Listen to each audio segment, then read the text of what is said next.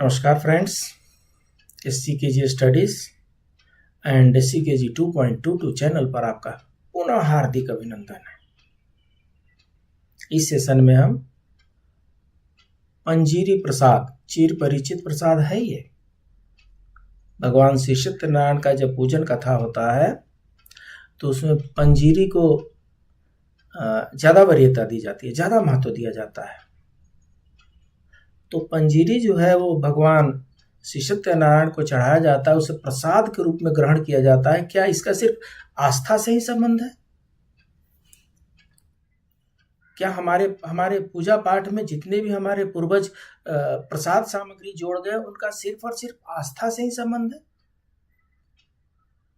क्या इनका वैज्ञानिक महत्व कुछ भी नहीं बनता? या हम जानना नहीं चाहते?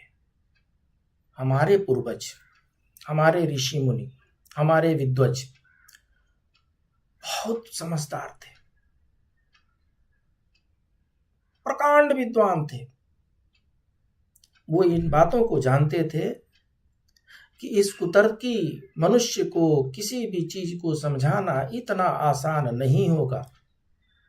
इसलिए जो इनके सेहत का खजाना है, जो इनको स्वस्थ रख सके, सुखी रख सके, तंदुरुस्त रख सके, उनको हमारे उन महान विद्वानों ने इसको विज्ञान से न जोड़ करके धर्म से जोड़ दीजिए, आस्था से जोड़ दिया। वैज्ञानिक अपना काम करेंगे, न्यूट्रिशियन जो है अपना काम करेंगे, लेकिन हमारे पूर्वजों ने वो वस्तुएं, वो चीजें जो हमारे लिए परम आवश्यक थी, हमारे सेहत के लिए अति आवश्यक थी, उसको उन्होंने हमारे आस्था से जोड़ दिया, हमारे धर्म से जोड़ दिया। हम आस्था तो मानने लगे, धर्म तो मानने लगे, लेकिन उसके पीछे छुपी हुई वैज्ञानिक कारणों को समझने में थोड़ा देर कर गए। आइए इस सेशन में हम जानते हैं सेहत का खजाना है आटे की पंजीरी, और विशेषकर सर्दियों में तो ये सोने पे सुहागा का काम करता है। कैसे करता है जी? तो ये देखिए पंजीरी है। पंजीरी में क्या क्या होते हैं? मूलतः पंजीरी जो बनती है आटे की बनती है। आटे को घी में फ्राई किया जाता है उसको, और फ्राई करने के बाद से उसमें ड्राई फ्रूट्स वगैरह डाले जाते हैं, उसमें गुड़ डाला जाता है, चीनी नहीं डालते। स्ट्रिक्टली चीनी इज प्रोहिबिटेड, चीनी को शुद्ध माना नहीं जाता है। तो आटा होगा, आटे को गाय के घी में फ्राई किया जाता है, गुड़ डालते हैं और ड्राई फ्रूट्स डालते हैं, और इस तरीके से ये आपका पंजीरी तैयार हो जाता है। अब इसके लाभ जानते हैं। पंजीरी का नाम आपने जरूर सुना होगा। हिंदू धर्म में इसे प्रसाद के रूप में खाया जाता है, ग्रहण किया जाता है। इसे बनाने के लिए जैसा कि हमने आपको बताया, आटा, घी, गुड़ और ड्राई फ्रूट्स, इनका इस्तेमाल किया जाता है। आटे की पंजीरी में प्रोटीन, कैल्शियम, फास्फोरस, आयरन जैसे कई पोषक तत्व पाए जाते हैं जो हमारे शरीर के लिए अत्यंत आवश्यक है।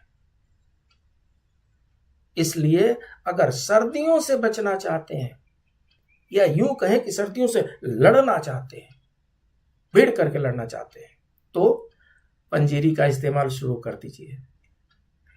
पंजीरी को प्रतिदिन ग्रहण करने से, खाने से कई प्रकार की बीमारियां दूर हो जाती हैं। जी हाँ, कई प्रकार की बीमारियां दूर हो जाती हैं।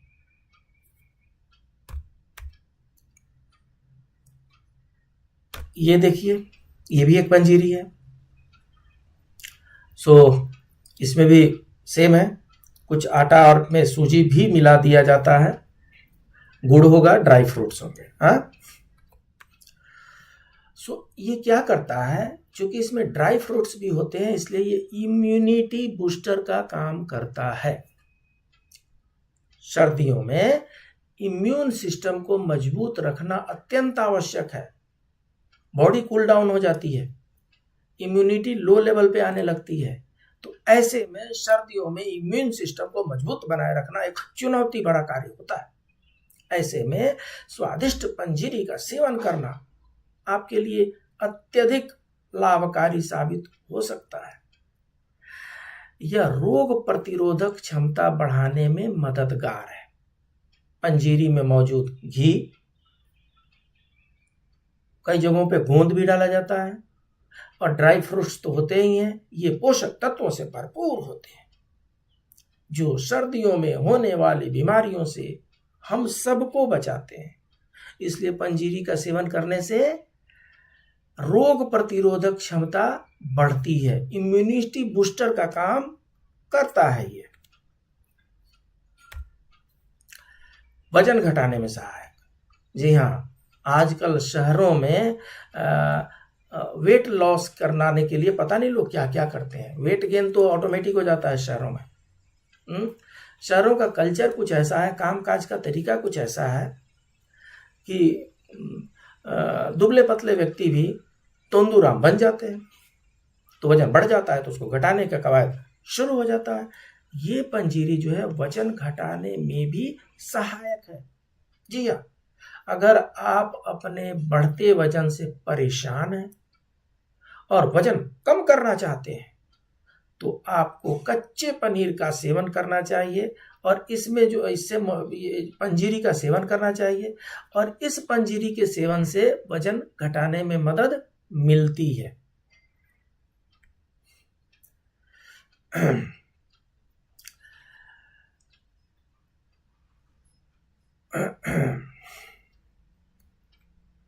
इसके बाद से आपको हम ये बताते चलें कि ये जो आपकी पंजीरी है, ये आपकी पंजीरी है, इसको मैं एक आपको अलग से तरीका बताता हूं, इसको और किस तरीके से बनता है। पंजीरी कई जगहों पे धनिया पाउडर से भी बनता है। धनिया पाउडर का भी पंजीरी बनते हुए आपने देखा होगा। आटे की पंजीरी बनती है और उसमें सूजी भी लोग मिक्स करते हैं। शरीर रहता है एनर्जेटिक। पंजीरी खाने से शरीर एनर्जेटिक रहता है। और क्या होता है जी, पाचन को बढ़ावा देता है। क्या चाहिए, डाइजेस्टिव सिस्टम जो है उसको तो ठीक करना है ना। ऐसा सुनने में आता है कि सर्दियों में डाइजेस्टिव सिस्टम जो होता है वो स्लो डाउन हो जाता है। बॉडी का हीट जो होता है, टेम्परेचर जो होता है लो होता है, इसलिए डाइजेस्टिव सिस्टम भी स्लो डाउन होने लगता है। पंजीरी में घी का इस्तेमाल किया जाता है। इसमें vitamin A, vitamin B, vitamin E और विटामिन के पर्याप्त मात्रा पाए जाते हैं, जो पाचन को बढ़ावा देते हैं, डाइजेस्टिव सिस्टम को इंप्रूव करते हैं, स्ट्रॉन्ग करते हैं। अगर आप पाचन से जुड़ी समस्या से परेशान हैं तो सर्दियों के मौसम में आपको पंजीरी अवश्य ग्रहण करनी चाहिए। इसके बाद ये भी देख लीजिए आप, ये पंजीरी है, ये भी पंजीरी का तरीका है। बेसिकली इसमें मखाना का लावा और ड्राई काजू डाले गए हैं और ये सूजी का मिक्स है। जोड़ों के दर्द में राहत दिलाने में मददगार है। उम्र बढ़ने के साथ साथ, पहले ऐसा कहा जाता है कि पहले 80 वर्ष में 90 वर्ष में लोग बूढ़े होते थे और शरीर के जोड़ों में दर्द किसी किसी को हो जाता था। खान पान और रहन सहन ने वो जो 80 साल का जो एज पीरियड है उसको 50% पर लाके डाल दिया है। अब जो आनंद पहले वाले लोग 80 साल में नहीं उठा पाते थे, वो जोड़ों के दर्द और शरीर के दर्द का आनंद आज का नौजुवक 40 वर्ष की अवस्था में ही झेलने लगता है। ये है हमारा खान पान रहन सहन का तौर तरीका। तो सर्दियों में अक्सर लोगों को जोड़ों और शरीर के दर्द से परेशान रहते हुए देखा गया है। इससे राहत पाने के लिए लोग कई तरह के प्राकृतिक उपचार अपनाते हैं। पंजीरी में प्रोटीन, कैल्शियम, आयरन, फाइबर और अन्य फैट्स पाए जाते हैं।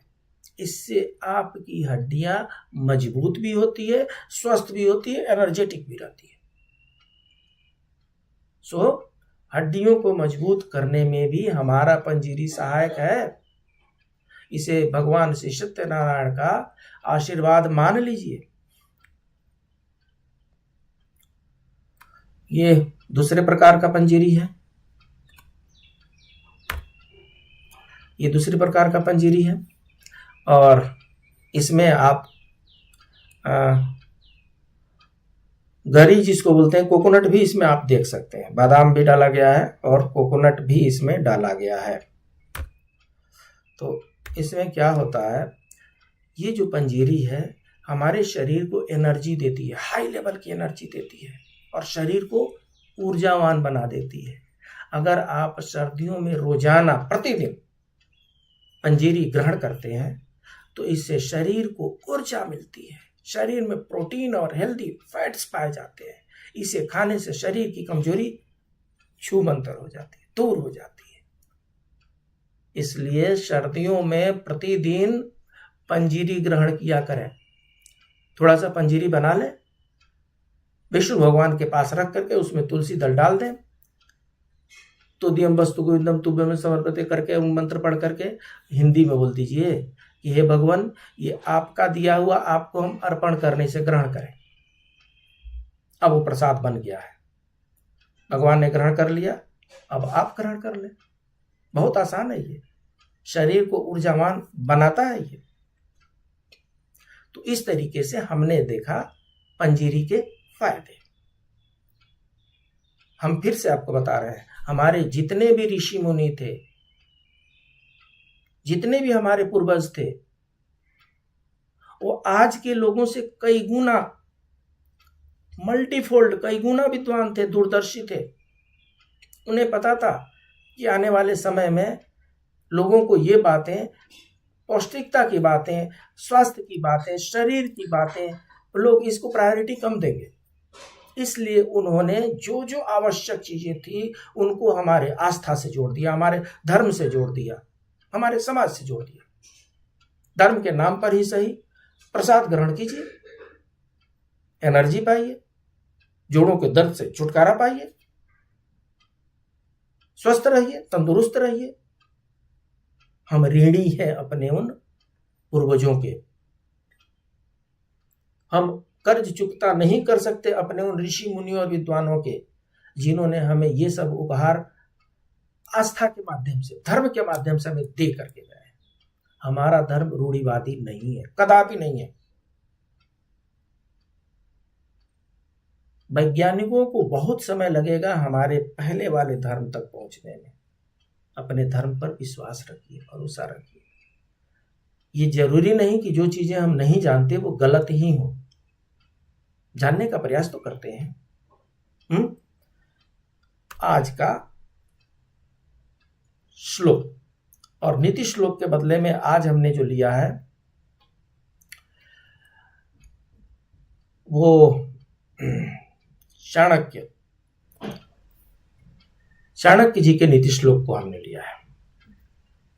दुराचारी दूरदृष्टि दुरावासी च दुर्जनः यन्मन्त्री क्रियन्ते पुंभिर्नरः शीघ्रं विनश्यति।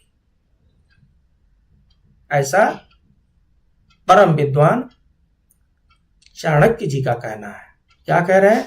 दुराचारी, मीनिंग तो आपको समझ में आ रहा होगा। दुराचारी, दूरदृष्टि दुरावासी च दुर्जनः यन्मैत्री क्रियन्ते पुंभिर्नरः शीघ्र विनश्यन्ति। हमारे विद्वान महोदय का कहना है बुरे चरित्र वाले, दुराचारी मीन्स बुरे चरित्र वाले, बुरे चरित्र वाले, अकारण दूसरों को हानि पहुंचाने वाले। ध्यान देंगे आप, बुरे चरित्र वाले, अकारण दूसरे को हानि पहुंचाने वाले तथा गंदे स्थान पर निवास करने वाले व्यक्ति के साथ जो पुरुष मित्रता करता है वह जल्द ही नष्ट हो जाता है।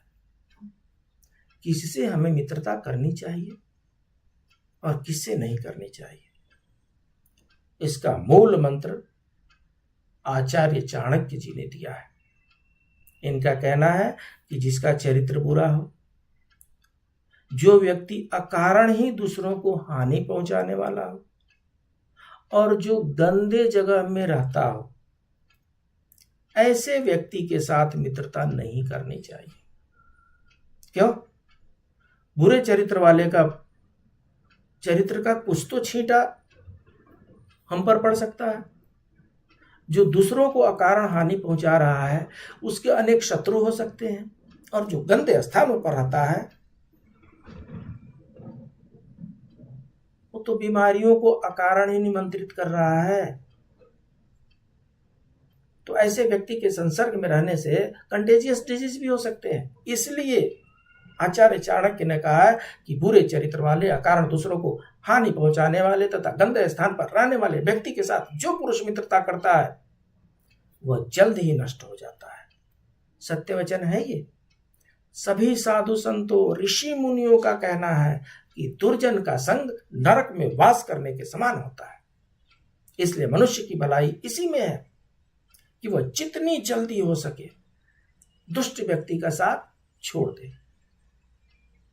आचार्य ने यहां तक भी संकेत दिया है कि मित्रता करते समय यह भली प्रकार से जांच परख लेनी चाहिए कि जिससे मित्रता की जा रही है उसमें कहीं ये त्रिदोष तो नहीं है।